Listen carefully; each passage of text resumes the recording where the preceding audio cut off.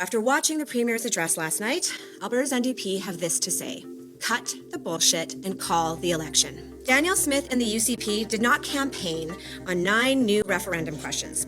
They don't have a mandate from Albertans for this. Not on separatism, not on pulling out of the CPP, not on breaching the charter rights of thousands of Albertans, not on coal mining in the eastern slopes, and not on two-tier healthcare. This reeks of desperation, so cut the bullshit, Premier. Stop with the distractions, and if you're so convinced that this is what Albertans want, call an election and let Albertans decide. Oh my.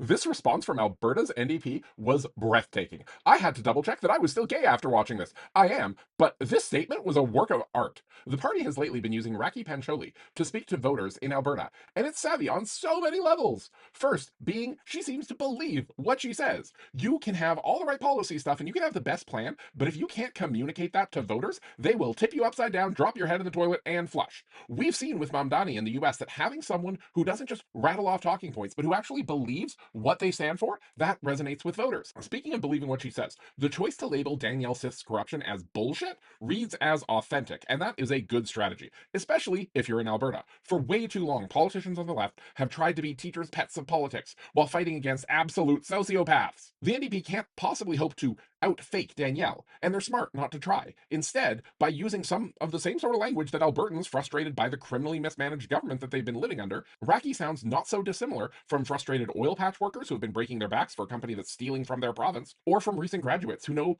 that they got the shaft in one of Danielle's academic holding cells.